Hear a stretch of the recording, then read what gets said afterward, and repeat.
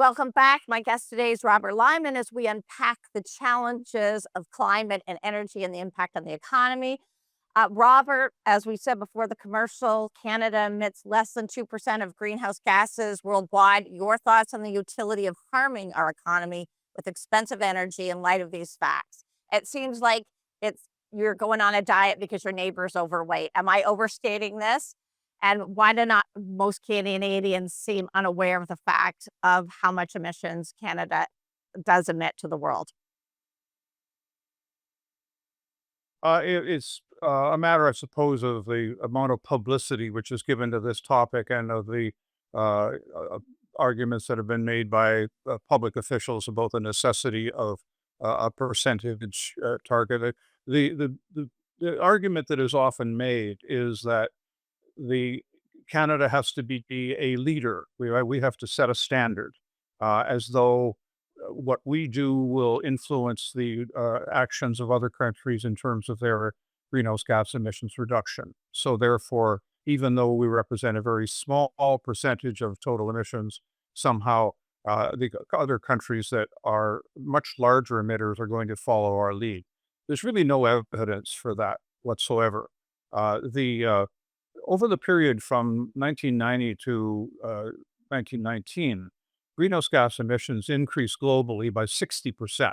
They were supposed to decline according to the United Nations, but they increased by 60%. And right now, the developing countries represent 68% of the total emissions worldwide. China alone represents 32%. So what we do or do not do is really likely to have very little impact upon the global trends. The and in terms of what the effect of it is, um, Ross McKittrick is a prominent economist in Canada with the University of Guelph, and he analyzed what the effects would be if Canada were to meet its full commitment to reduce greenhouse gas emissions by 2030. And the result of that would be that at the global level, the effect on global average temperatures by 2100 would be 0.000, excuse me, 0.007 degrees Celsius. In other words, essentially uh, too small to measure.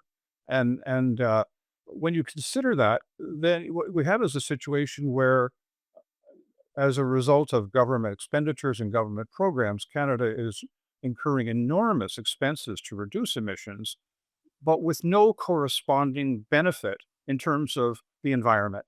And it's really a matter of not saving the planet, but catering to environmentalist virtue signaling.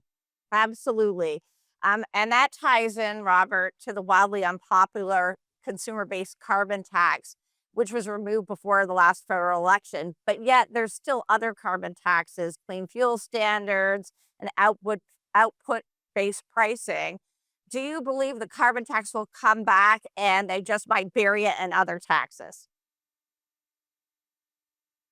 Yes, Canadians really hate taxes. I spent much of my public service career either in energy policy or briefly in fiscal policy, and it was always very clear that they hate taxes. And as a result, there's always been a very large public concern about carbon taxes per se.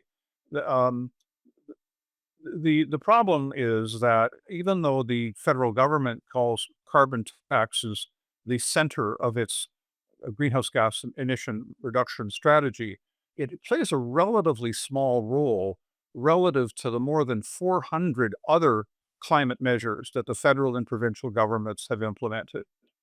And so even if you completely did away with carbon taxes, you'd still have a very significant cost being imposed on the Canadian economy.